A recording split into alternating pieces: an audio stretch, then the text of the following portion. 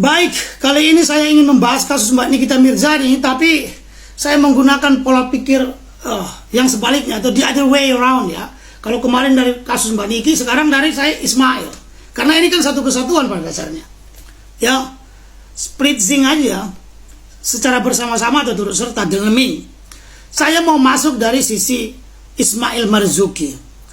Ya, mudah-mudahan omongan saya ini bermanfaat, dapat menjadi pertimbangan. Tentunya ini menjadi kepentingan, menjadi manfaat bagi kedua belah, ke Mbak Niki dan Ismail.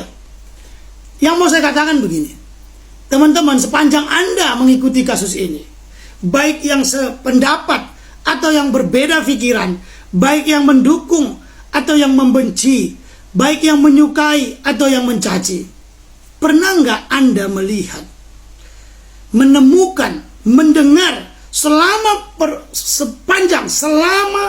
proses pembuktian di pengadilan bahwa saudara Ismail melakukan pelanggaran undang-undang ITE? Pernah nggak Anda menemukan itu? Pernah nggak? Satu kata saja, satu kata contoh nih, Ismail, atau dua kata gitu ya, karena satu kata nggak mungkin. Pernah nggak dia mengatakan di UU ITE mengancam si Reja itu, atau mengancam membuka informasi atau mencemarkan nama baiknya? Pernah nggak? Gak akan pernah Anda temukan. Gak akan pernah Anda temukan, Pak. Tapi kenapa saudara Ismail didakwa dan dituntut dengan undang-undang ITE? Di mana pencemaran nama baik yang dilakukan? Di mana pengancaman yang dia lakukan? Di mana ancaman membuka rahasia yang dia lakukan? Di undang-undang ITE ya. Mengerti nggak perbedaannya? Jangan nanti ada yang komen yang aneh-aneh ya. Yang belum nyambung silakan pelajari dulu maksud saya. Komen ya.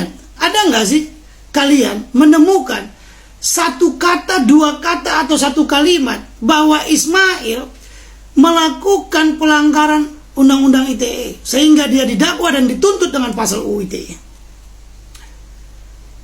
Dia mengatakan begeng, kurus, krempeng. Contoh ya, yang disebutkan oleh jaksa aku dengar itu, ya kurang lebih seperti itu. Sebegeng. Itu kan via WA itu pribadi, bukan UU ITE. Kecuali WA itu dibawa ke publik, diposting. Kecuali dia mencemarkan di publik. Anda ngerti nggak bahwa jaksa ini bermasalah? Anda ngerti nggak jaksa ini, kasus ini bermasalah? Dari dakwaan, dari proses awal kan bermasalah, saya bilang. Makanya saya mengatakan nebis in idem in abstracto. Kenapa? Bukan nebis in idem in concreto. Kenapa? Menghadirkan saksi ahli pidana mengatakan prinsip pasal ini sama. Seharusnya Ismail itu didakwa dan dituntut 369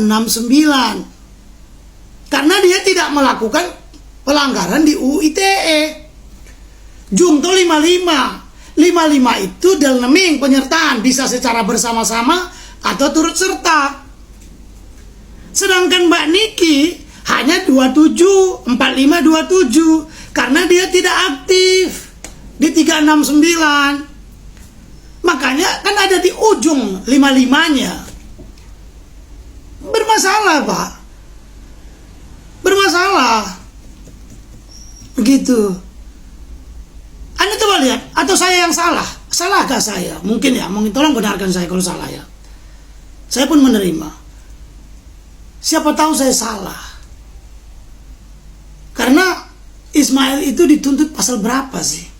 45, Jungto 27B, ayat sekian, Jungto 55. Emang dia pernah melakukan kejahatan UU ITE? Emang pernah dia melakukan pelanggaran UU ITE? Ini jaksanya belajar deh. Rusak lembaga, kasihan. Kita terlalu cinta dengan lembaga negara ini, negara RI ini, sehingga kita mengkritisi. Itu mungkin, semoga bermanfaat baik terhadap Mbak Niki maupun terhadap Ismail. Ya, terima kasih, maupun terhadap tim hukum. Salam hormat.